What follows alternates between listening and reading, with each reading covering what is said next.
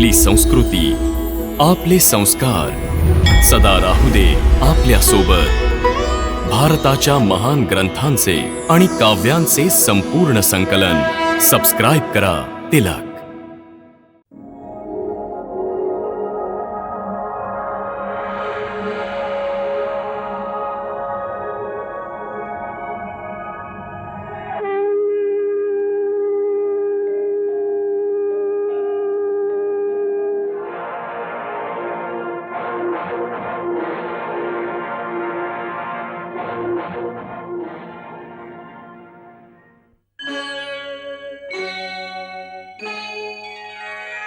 कृष्णा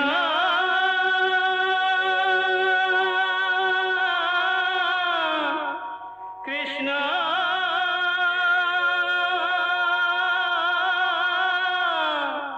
हरे कृष्णा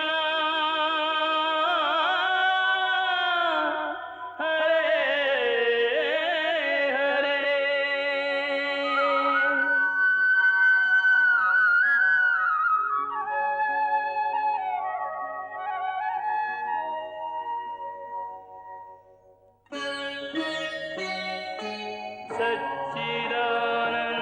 सच्चिदानन्दरूपाय विश्वोत्पत्त्यादिहेतवे तापत्रयविनाशाय श्रीकृष्णाय वयं नमः.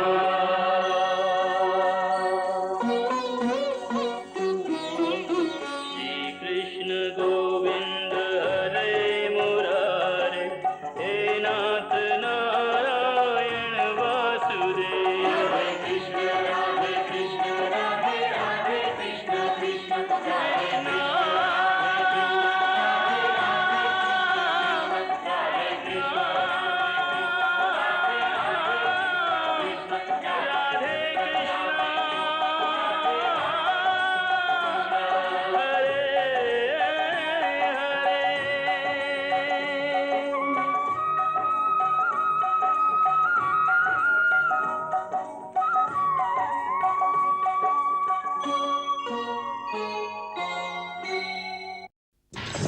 नकुल, हा भ्राताश्री. अजून भरधाव चल. हो भ्राताश्री. हे भीमाचा रथ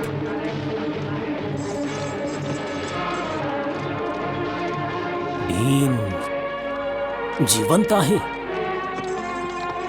अश्वत्थामा, कुठे जातो आहेस अश्वत्थामा? हे प्रभू, आता माझा वध करण्यासाठी हे 5 पांडव इथे आले. मी त्यांच्या क्रोधाग्नीत भस्म व्हायच्या आधी मला इथून निघून जायचं आहे.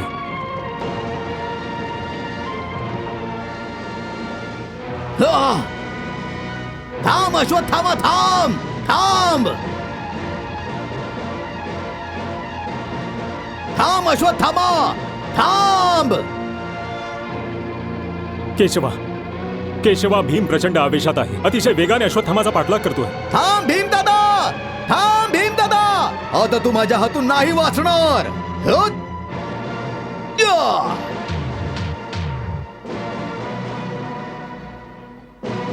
हे बघ, माझा क्रोध महाभयंकर आहे. आणि हा प्रकोप तुम्हा पांडवांवरच नाही तर पृथ्वीच्या सर्व प्राणी मात्रांवर भयंकर परिणाम करेल. तुम्हा सगळ्यांना जाळून भस्म करून टाकेल. तू आता स्वतःची चिंता कर मूर्खा. या सृष्टीचा विनाश करण्यासाठी मी तुला अजिबात जिवंत सोडणार नाही. हा! अच्छा, तर तू असे नाही ऐकणार. मग घे.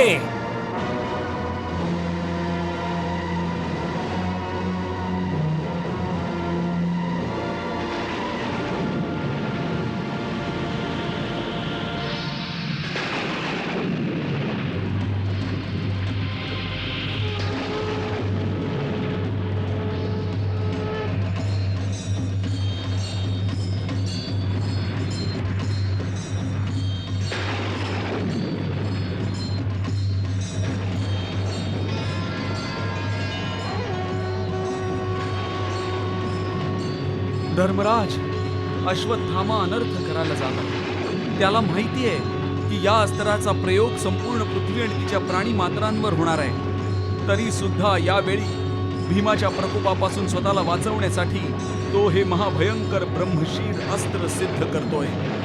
चल केशवा, चल चल लवकर चल. हो चला.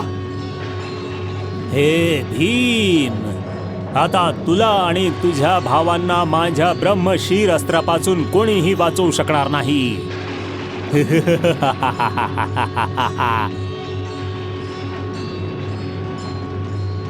आता पांडवांचा वध करण्याची माझी प्रतिज्ञा पूर्ण करणार. आता मला वासुदेव केशव सुद्धा थांबवू शकणार नाही.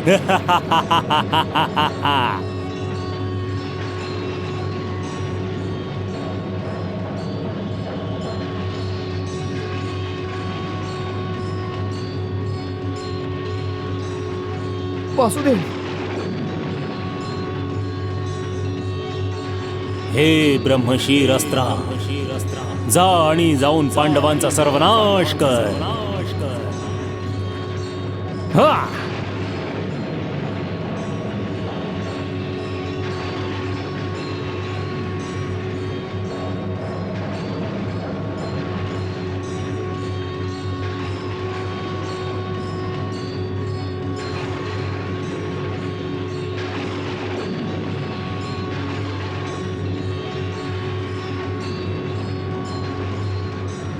विचार कसला करतोय स्पार्था? गुरु द्रोणाचार्यांनी तुला सुद्धा ब्रह्मशीर अस्त्र प्रदान केलंय. ताबडतोब त्याचं स्मरण कर आणि अश्वत्थामाच्या अस्त्राचा प्रभाव भेदून टाक. तुझे भाऊ आणि समस्त सृष्टीला नष्ट होण्यापासून वाचव. लवकर कर पार्था, लवकर कर. जशी आज्ञा वासुदेव.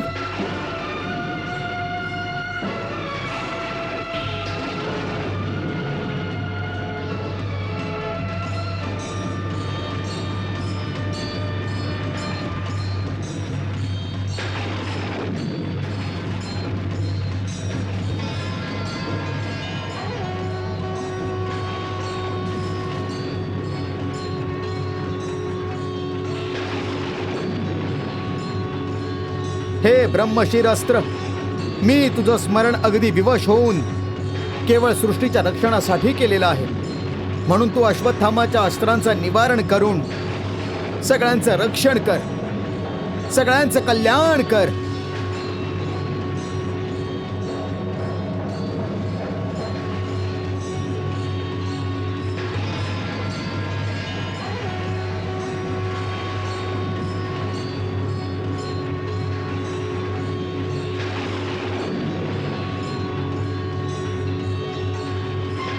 हा तर अनर्थ झाला भगवंत, अनर्थ झाला. जर का या दोन्ही अस्त्रांचा एकमेकांवर आघात झाला तर सगळ्यात आधी या भूलोकाचा विनाश निश्चित आहे.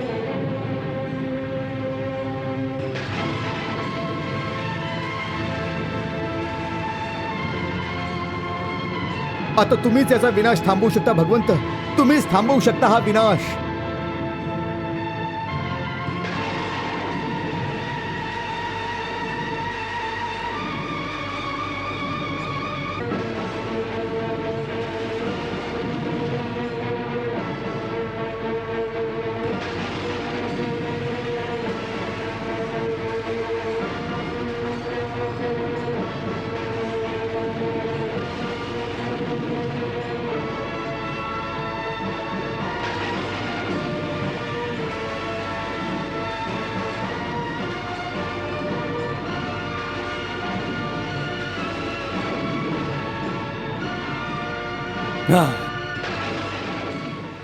हे पार्थ, आजवर न जाणो किती मोठ्या धनुर्धारींचा उदय झाला आणि अस्तही झाला, परंतु आजपर्यंत कोणीही स्वतःच्या वैयक्तिक शत्रुत्वासाठी ब्रह्मशिरासारख्या भयंकर अस्त्राचा प्रयोग मानव जातीवर नाही केला.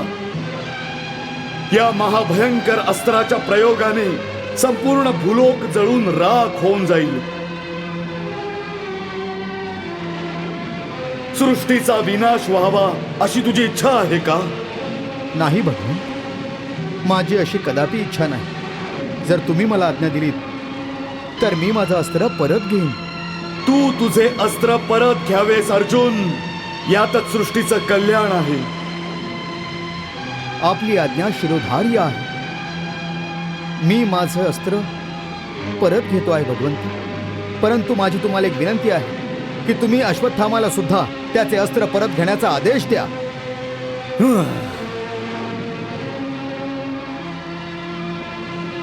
हे ब्रह्मशिरस्त्र, मी भगवंत वेद व्यास यांच्या आज्ञेनुसार समस्त भूलोकाच्या कल्याणाच्या हेतू तुला माझ्या अस्त्र भंडारात परत येण्याची आज्ञा देत आहे.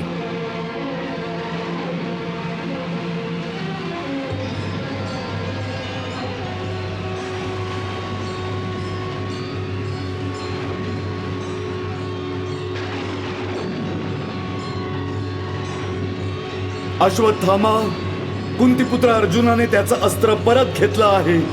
आता तू सुद्धा तुझं अस्त्र परत घे. अश्वत्थामा, विलंब करू नकोस, आपलं अस्त्र परत घे. मी माझे अस्त्र परत घेण्याचं समर्थ आहे भगवंत. मला ज्ञात आहे अश्वत्थामा, तुझ्या मनात पांडवांच्या प्रती अजूनही द्वेष आणि शत्रुत्वाची भावना आहे. म्हणूनच तू तुझं अस्त्र परत घेण्यास नकार देतो आहेस, काहीतरी कारण देतो आहेस. अश्वत्थामा, जरा विवेकाने वाग. तुला ब्रह्मशीर अस्त्राची भयंकर विनाशकारी शक्ती पूर्णपणे ज्ञात आहे.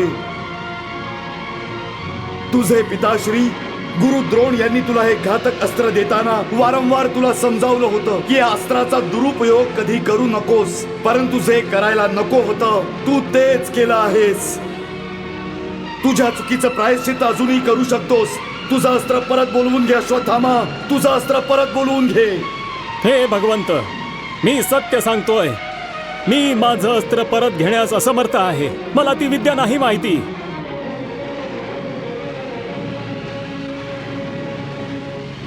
हो, परंतु मी त्याची दिशा मात्र बदलू शकतो.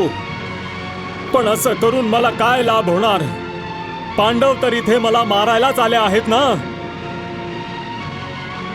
ठीक आहे अश्वत्थामा, जर का तू अस्त्र परत घेण्यास असमर्थ आहेस तर तू त्याला पृथ्वीच्या त्या दिशेला फिरव जी जागा प्राणहीन असेल, जिथे मनुष्य, पशु, पक्षी, झाडं, पानं हे काहीही नसेल. त्या दिशेला हे अस्त्र फिरव.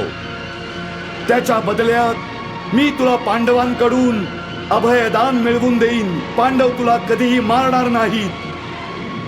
मानवतेची सुरक्षा आणि सृष्टीच्या कल्याणासाठी पांडव आपल्या पुत्रांच्या हत्येचा प्रतिशोध विसरून अश्वत्थाम्याला प्राणदान सुद्धा देऊ शकते, परंतु अश्वत्थाम्याला त्या बदल्यात काहीतरी द्यावं लागेल. हे अश्वत्थामा, तुझ्या प्राणांच्या बदल्यात तुला पांडवांना तो दिव्य मणी द्यावा लागेल जो तुला जन्मापासून प्राप्त आहे आणि तुझ्या कपाळावर स्थित आहे. नाही, नाही, नाही, नाही. मी माझा मणी कदापि देऊ शकत नाही. माझा हा मणी मला माझ्या प्राणांहून प्रिय आहे. ह्या मण्या वाचून माझं जीवन मला मृत्यूहूनही अधिक कष्टदायी होईल. माझा मणी हा माझा प्राण आहे आणि प्राणाविना हे शरीर कसं काय जिवंत राहू शकेल? ह्या मण्यामध्ये मला कधीही भूक लागत नाही. ह्याच मण्यामुळे माझे शरीर कायम रोगांपासून मुक्त राहते. मला काहीही पीडा होत नाही, काहीही कष्ट होत नाही. नाग, देवता, गंधर्व, दैत्य कोणाचंही भय माझ्या आसपासही भटकत नाही. मग मी पांडवांपासून अभयदान का घेऊ?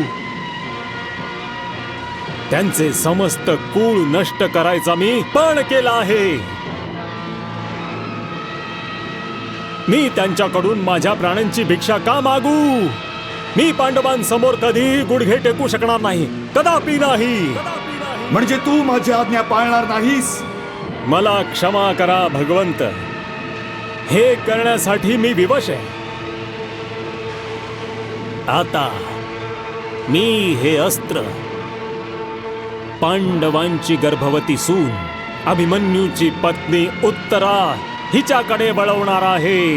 नाही नाही अश्वत्थामा, अश्वत्थामा, याने पांडवांचा वंश सुद्धा नष्ट होईल आणि मी दुर्योधनाला जे वचन दिले होते ते सुद्धा पूर्ण होईल.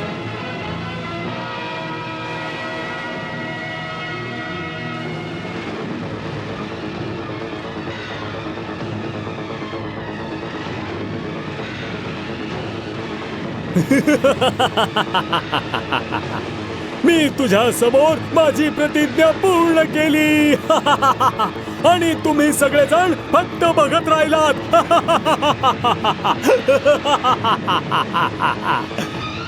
नाही मूर्ख अश्वत्थामा, नाही. केवळ एक अस्त्र प्राप्त करून कोणी योद्धा विधाता होत नाही. हा तुझा भ्रम आहे की तू तुझ्या अस्त्राने उत्तरेचा गर्भ नष्ट केलास. सत्य हे आहे की ना उत्तरेचा गर्भ नष्ट झालाय आणि ना पांडवांचा वंश संपलाय. नाही नाही, असं कदापि होऊ शकत नाही. असंच झालंय अश्वत्थामा, असंच झालंय. कारण अन्याय न्यायाचा गळा कधीच घोटू शकत नाही. पाप पुण्याला हरवू शकत नाही. असत्य कधीही सत्याला पुसून टाकू शकत नाही. मग पांडवांच्या कुळाचा दीपक तुझ्यासारख्या दुरात्म्याच्या हातून कसा काय विझेल? वासुदेवा, तू पांडवांना भ्रमित करत राहा, पण मी माझं काम केलंय ते बघा. पांडवांचा वंश नष्ट करण्यासाठी माझे अस्त्र उत्तरेचा गर्भ नष्ट करण्यासाठी द्वारकेकडे जात आहे.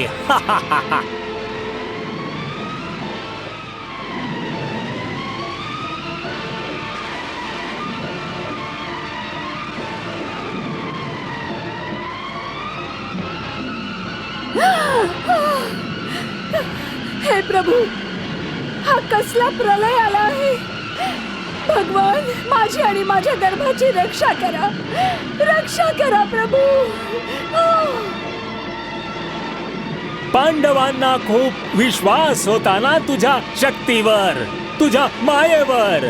आता दाखव ना तुझी माया, तुझी शक्ती, आणि थांबव माझं ब्रह्मशीर अस्त्र. हे प्रभू, मी तुमचे प्रभुत्व जाणतो. मला माहित आहे की तुम्ही असताना उत्तरेच्या गर्भाला काहीही हानी होणार नाही. पण या दुष्टाचा भ्रम तोडणं अति आवश्यक आहे. त्याला सांगा तुम्ही की तुम्ही सर्व शक्तिमान आहात. हो, दाखव, कर एखादा चमत्कार. थांबव माझ्या ब्रह्मशीर अस्त्राला.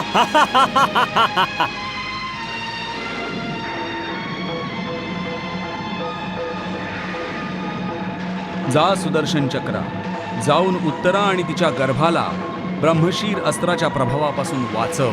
जा.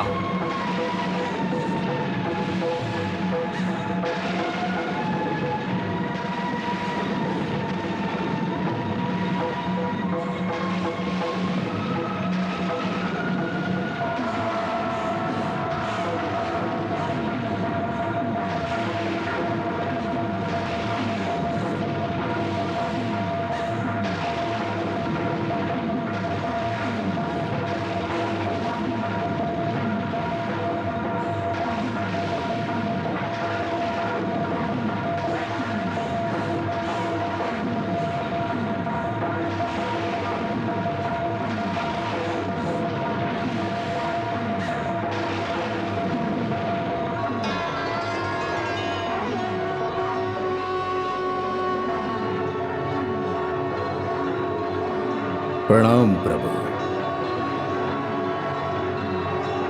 माझ्यासाठी काय आज्ञा आहे प्रभू? हे ब्रह्मदेव, तुमच्या ब्रह्मशीर अस्त्राचा अश्वत्थाम्याने दुरुपयोग केला आहे. हो प्रभू, मला खेद आहे की आजवर माझं ब्रह्मशीर अस्त्र अश्वत्थामासारख्या अयोग्य योद्ध्याकडे होतं आणि त्याच्याकडे राहून त्याची शोभा वाढवत होतं. अशाने त्याने आपली अयोग्यता दाखवून दिली आहे. वैयक्तिक वैर साधण्यासाठी त्याने हे अस्त्र उत्तरेच्या गर्भावर सोडलेलं आहे. मी माझं सुदर्शन चक्र पाठवून पांडवांचा शेवटचा दीपक मालवण्याआधी वाचवला आहे. पण माझी तुम्हाला एक विनंती आहे. विनंती नाही प्रभू, आदेश द्यावा. तुमचा आदेश शिरसावंद्य असेल. हे ब्रह्मदेव, ज्याची जितकी झोळी असते त्यात तेवढंच दान मावतं. जर का एखाद्याला त्याच्या क्षमतेपेक्षा अधिक प्राप्त झालं तर तो त्याचं महत्त्व विसरून त्याचा दुरुपयोग करायला लागतो. ब्रह्मशीर अस्त्रासारखं महाभयंकर अस्त्र अश्वत्थाम्यासारख्या अयोग्य आणि क्षुद्र व्यक्तीला कदापि देऊ नये. हे अस्त्र धारण करण्यासाठी अर्जुनासारखा धैर्यवान आणि बुद्धिमान माणूस पाहिजे, नाहीतर सृष्टीचा विनाश व्हायला जास्त वेळ नाही लागणार. समजलो प्रभू. आजपासून तुमच्या या आज्ञेचं पालन होईल. मी आता माझं ब्रह्मशीर अस्त्र परत घेतो. हे ब्रह्मशीर अस्त्र, सृष्टीच्या कल्याणाच्या हेतू आपला विनाशकाली प्रभाव समाप्त कर आणि माझ्या अस्त्र भंडारामध्ये परत ये.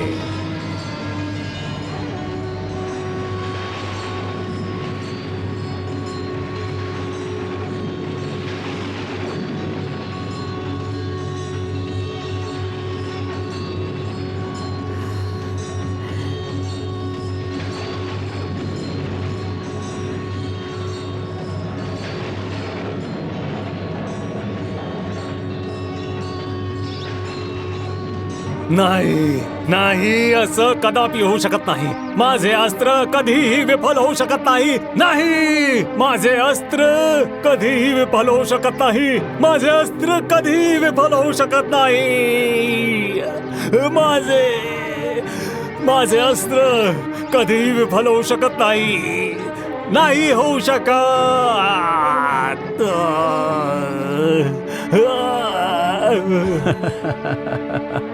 अश्वत्थामा, तू वास्तवापासून किती काळ लांब पळत राहशील? सत्य तर हे आहे की मी तुझं अस्त्र विफल केलं आहे आणि उत्तरेच्या गर्भाचं रक्षण केलं आहे.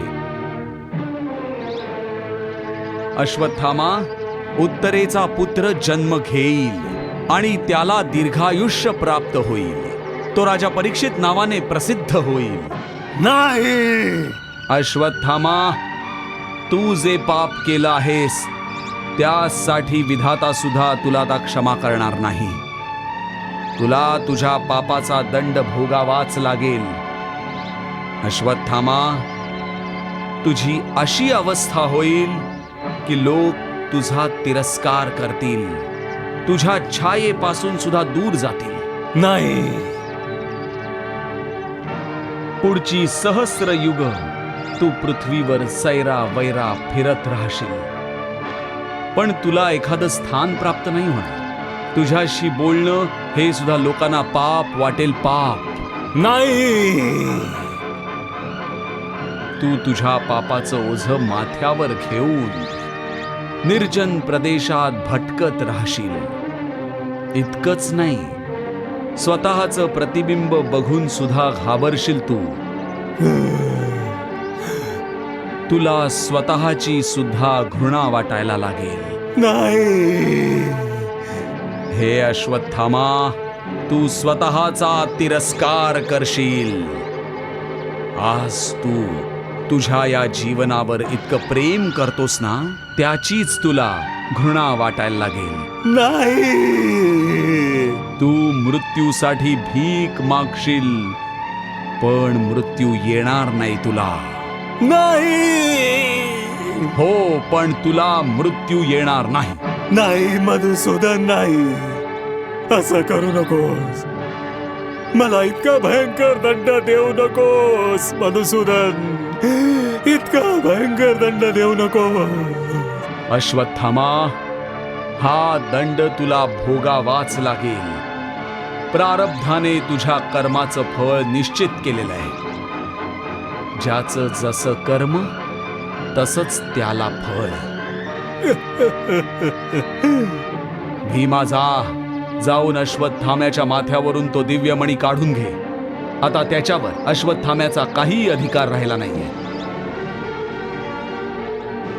हो वासुदेव.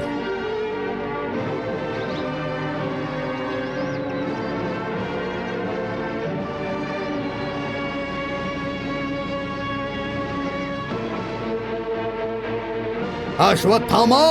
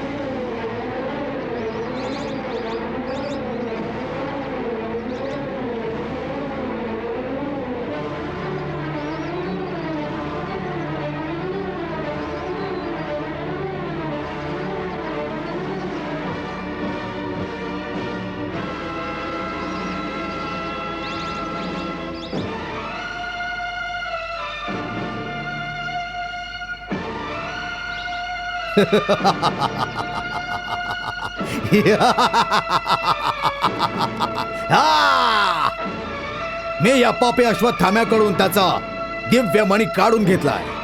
वा भीमसेन वा.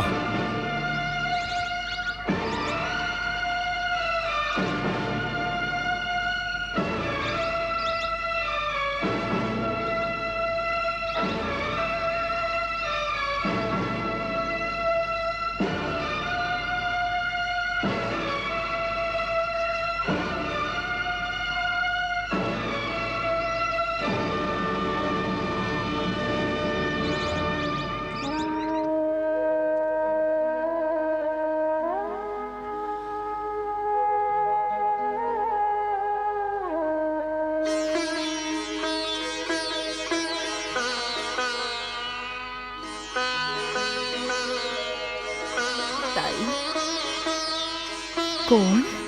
कुंती?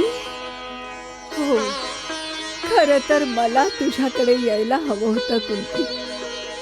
तुझ्या 5ही नातवांच्या मृत्यूबद्दल समजलं. तुझ्यावर अचानक हा दुःखाचा डोंगर कोसळला ना. हो ताई, कदाचित आता आपल्या दोघींना हेच कार्य करत राहायचंय. एकमेकींच्या पुत्र पौत्रांचा शोक करणं, एकमेकींच्या दुःखात अश्रू ढाळणं. काय करायचं कुंती? कदाचित प्रारब्धाने आपल्यासाठी हेच कर्तव्य लिहून ठेवलं असेल.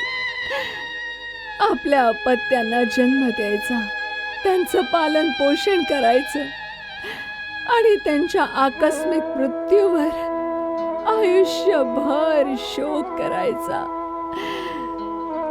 पूर्वी मी स्वतःला जगातली सर्वात सौभाग्यशाली माता समजायचे ग. माझ्या अंगणात 100 पुत्रांचं खेळणं बागडणं ऐकू यायचं. पण आता नाही ताई, ह्यासाठी स्वतःच्या भाग्याला दोष देऊ नका. कारण तुमची ममता लुटणारी अजून कोणी नाही तर मी आहे. नाही कुंती, मी हा आरोप तुझ्यावर नाही लावणार. हो ताई, मीच तुझी कोस रिकामी केली. माझा अहंकार, माझ्यातले क्षत्रिय रक्त परत परत माझ्या मनाला युद्ध करायला सांगत होते. मीच क्षत्रिय असल्याच्या नात्याने स्वतःच्या दुधाची लाज राखण्याचा संदेश पाठवला आणि त्यांना युद्धासाठी प्रोत्साहित केलं. खरी अपराधी तर मीच आहे. कुंती, तुझ्या अंतरात्म्यावरचं या अपराधाचं ओझं काढून टाक. या महाविनाशाला तू एकटी जबाबदार नाहीयेस. कुरुकुलाचे समस्त ज्येष्ठ आणि श्रेष्ठ याचे भागीदार आहेत आणि भाग्याने या सगळ्यांना दंड दिलाय. कदाचित माझं भाग्य माझ्यावर अधिक रुष्ट होतं, म्हणून त्याने माझे 100 पुत्र माझ्याकडून हिरावून नेले आणि तुझ्याकडून तुझ्या सगळ्या नातवंडांना हिरावून घेतलं. आता कुरुकुलाचं नाव पुढे नेणारं कोणीही राहिलं नाही, ना तुझ्याकडून ना माझ्याकडून. नाही ताई, अजून आशेचा एक किरण शिल्लक आहे. कुरुवंशाची वेल पुढे वाढवण्याचा एकच केंद्रबिंदू आहे, उत्तरा. अभिमन्यूची खूण तिच्या गर्भात आहे, या वंशाला पुढे नेणार आहे. कुरुकुलाच्या अंधकारात आशेचा एकच किरण आहे, एवढं. ईश्वराने उत्तराच्या अजन्म बालकाची रक्षा करावी, रक्षा करावी.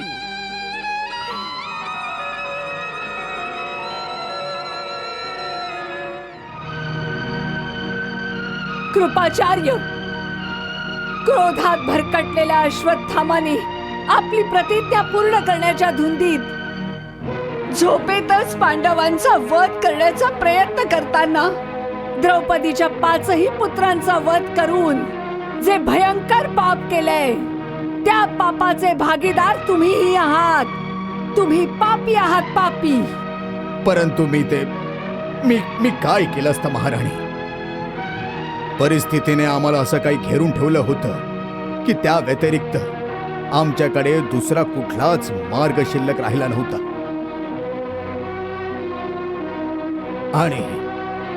आणि शिवाय युवराजांच्या आदेशामुळे माझे हात बांधलेले होते.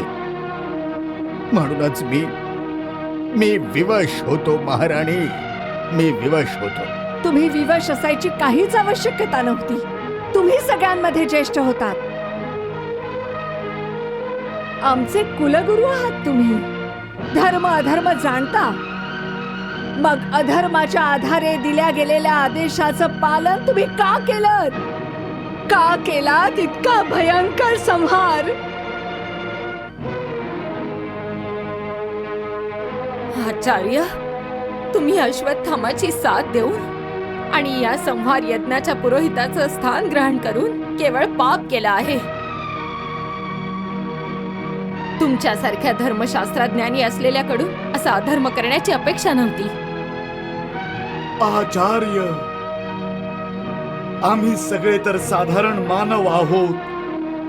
पुत्रमोह, आप्त नात्यांच्या मोहात अडकून आमच्याकडून चुका होऊ शकतात. परंतु अशा धर्म संकटाच्या वेळी तुम्ही तुमचा विवेक गमवायला नको होता. अश्वत्थाम्याची साथ कधीच द्यायला नको होती. आमचा पुत्र दुर्योधनाचा पराजय तर निश्चित झाला होता, परंतु त्या पराजयाचा कलंक व्हायला नको होतं. आचार्य, तुम्ही जराही विचार केला नाही की तुम्हीच युद्ध सुरू व्हायच्या अगोदर पांडवांना विजयश्रीचा आशीर्वाद दिला होता आणि तुम्हीच अधर्माने त्यांचा वध करताय. तुम्ही तुमच्या आशीर्वादाचाही मान ठेवला नाही. आचार्य, तुम्ही असं कदापि करायला नको होतं.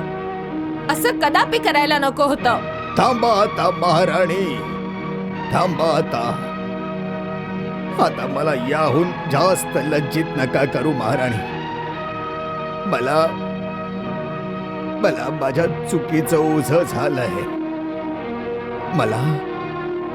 मला माझ्या चुकीचं प्रायश्चित्त करायचंय महाराणी. मी माझ्या चुकीचं प्रायश्चित्त करेन.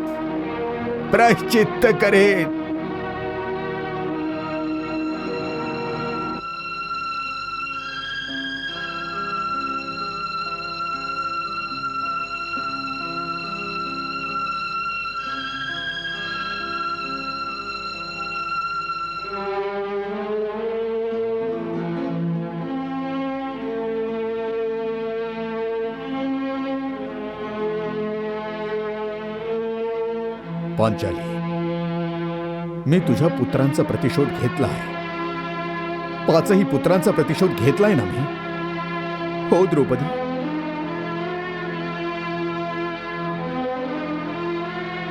द्रौपदी, त्या दुष्ट अश्वत्थाम्याने ज्या निर्दयपणाने आपल्या पुत्रांचा वध केला, आम्हीही त्याची तशीच दुर्दशा बनवली आहे. आता तो पापी मृत्यूसाठी यमराजांकडे भीक मागे, तरीही त्याला मृत्यू येणार नाही, कदापि येणार नाही. बघ द्रौपदी, बघ, हा दिव्यमणी आमच्या सुडाची आणि विजयाची खूण आहे. अश्वत्थामाच्या कपाळावरून आम्ही हा मणी काढून घेऊन प्रतिशोधाचा हा अध्याय संपवलेला आहे. बाकीचे सगळेच आमच्या प्रतिशोधाच्या अग्नीमध्ये जळून नरकाच्या आगीत होरपळत असतील. थांब भीमसेन, थांब. प्रतिशोधाची ही बोलणी बंद कर. कालपर्यंत मी स्वतः या प्रतिशोध शब्दाचा जप करत होते मी, परंतु स्वतःच्या मुलांना प्रतिशोधाच्या अग्नीत भस्म होताना बघून या प्रतिशोध शब्दाचीच घृणा वाटते आता. घृणा वाटतेय.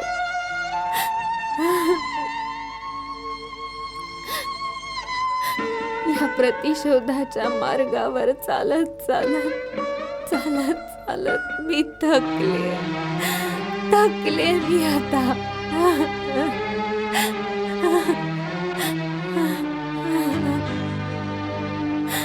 प्रतिशोधाच्या मार्गावर ज्या घायाळ शवांना आपटून आपटून आपटून आपटून माझा आत्मा आता घायाळ झालाय. माझ्या पायाला ठेचा लागले.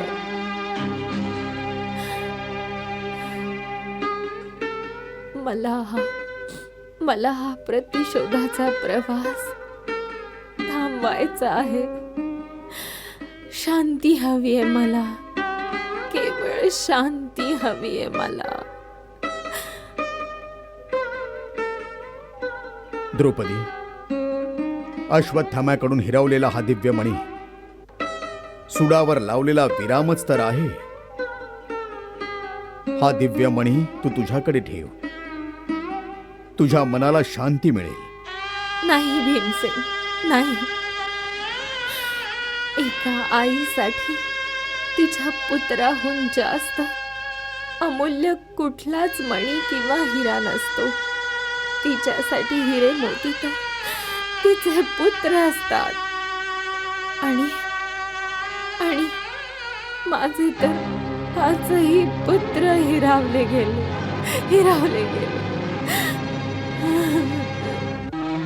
केशवा, तू माझ्या पुत्रांना का नाही वाचवलंस?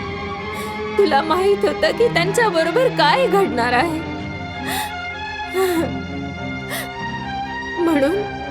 म्हणून तू पांडवांना त्यांच्या शिबिरात झोपू दिलं नाहीस. केशवा,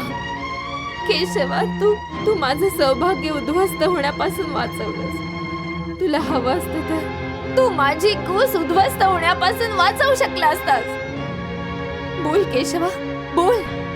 तर मग तू का माझ्या पुत्रांना नशिबाच्या वेदीवर बळी चढू दिलंस? बोल केशवा, बोल. याचं उत्तर आहे तुझ्याकडे? आहे काही उत्तर तुझ्याकडे? बोल ना. बोल केशवा, बोल बोल बोल केशवा, बोल.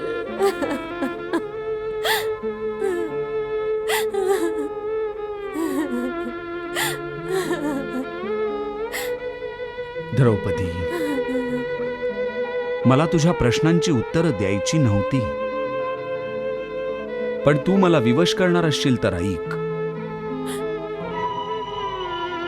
तुम्हाला सगळ्यांनाच मी कोण आहे हे चांगलंच माहिती आहे. म्हणूनच मी स्पष्टपणे हे तुम्हाला सांगतो आहे की मी मायापती असल्यामुळे सगळं काही करू शकतो. जे अघटित आहे ते घडवू शकतो आणि जे घडणार आहे ते टाळू शकतो. दुर्भाग्याला सौभाग्य आणि सौभाग्याला दुर्भाग्यात बदलू शकतो. मी जे नशिबाचे निर्णय लिहिले आहेत ते व्यक्तींची कर्म आणि त्यांच्या कर्मांचं फळ आहे. मनुष्याच्या कर्माच्या फळालाच प्रारब्ध म्हणतात आणि मी त्यात हस्तक्षेप करू इच्छित नाही. तुझ्या भक्तांसाठीही नाही केशवा, माझ्यासाठी सुद्धा नाही, तुझ्या बहिणीसाठीही नाही, जिच्यावर तुझं इतकं प्रेम आहे. द्रौपदी, जर विधाताच पक्षपात करायला लागला तर मग धर्म कसा टिकेल? न्याय कसा टिकेल? धर्माऐवजी अधर्माचं पारडं इतकं जड होईल की तो पृथ्वीला भार होईल. या सगळ्या जगाचा, या सगळ्या सृष्टीचा पाया आहे धर्म. जर धर्मच टिकला नाही तर जगाचा तर अंतच होऊन जाईल. आणि जसं मी तुला आधी सांगितलंय की मी हा मानव अवतार धर्माच्या रक्षणासाठी घेतलाय. धर्म जेव्हा जेव्हा संकटात येईल तेव्हा तेव्हा मी अवतार घेईन. हो, तेव्हा तेव्हा मी अवतार घेईन. तर मग द्रौपदी, मी जो धर्माचा संरक्षक आहे तो मग धर्माचा भक्षक कसा काय होऊ शकेल? परंतु केशव, मी तर एक आई आहे आणि आईचा तर धर्मच आपल्या अपत्याची रक्षा आणि उद्धार करणं आहे. मग मी आपल्या पुत्रांचा मृत्यू शांतपणे कसा सहन करू? पण द्रौपदी, या महायुद्धात केवळ तुझ्याच 5 पुत्रांना मृत्यू नाही आलेला. दोन्ही पक्षातले लाखो योद्धे मारले गेले. ते सगळे कुणा ना कुणाचे पुत्र होतेच ना. कुणाचे पती होते, कुणाचे पिता होते. जर यांचे प्रियजन तुझ्यासारखे विलाप करू लागले आणि ईश्वराला त्यांच्या मृत्यूचा जाब विचारायला लागले तर मग काय होईल? याज्ञसेनी, जगात प्रत्येक व्यक्ती आपल्या प्रारब्धाप्रमाणेच जन्म घेतो आणि आपलं ठरलेलं आयुष्य जगतो. त्यानंतर सर्वांनाच मृत्यूला शरण जावं लागतं. द्रौपदी, तुझ्या 5 पुत्रांचं आयुष्यही निश्चित होतं. त्यांची आणि आपली सोबत केवळ इतकीच होती. ते तर महान आत्मा होते, जे स्वतःचं निश्चित कार्य करून परत गेले. अशा महान आत्म्यांच्या मृत्यूवर असं शोक करणं आपल्याला शोभा देत नाही. हो द्रौपदी, केशव योग्यच म्हणताय. उठ. आपले पुत्र महावीर होते. त्यांना वीर गती प्राप्त होऊन ते स्वर्गात गेले आहे. द्रौपदी, आमच्या पुत्रांच्या मृत्यूमुळे आम्ही क्रोधित झालो होतो. पण वासुदेवांनी जन्म मृत्यूचं गूढ रहस्य समजावून आमच्या मनातील शोक आणि दुःख नष्ट केलेलं आहे. पांचाली, याज्ञसेनी, तुला पण आपल्या मनाला धीर द्यावा लागेल ग.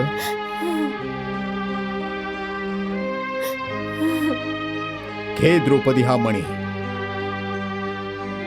याला आपल्या जवळ ठेव. आता हा तुझ्या केसात धारण करून याचा गौरव वाढवतो. नाही भीमसेन, नाही. या मण्याला माझ्या केसात नाही तर महाराज युधिष्ठिरांच्या मुकुटात असायला हवं. माझा गौरव तर तुम्ही 5ही पांडव आहात. मला कुठल्याच मण्याची आवश्यकता नाही. घ्या महाराज, याला तुमच्या मुकुटात धारण करा.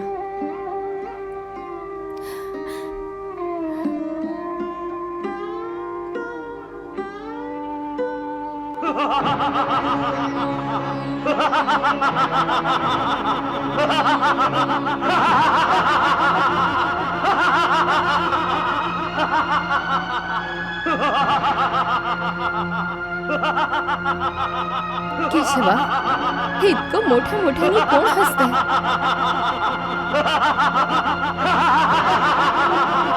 हा बर्बरीक आहे. बर्बरीक? हो, भीमसेनचा नातू आणि घटोत्कचाचा पुत्र महावीर बर्बरीक.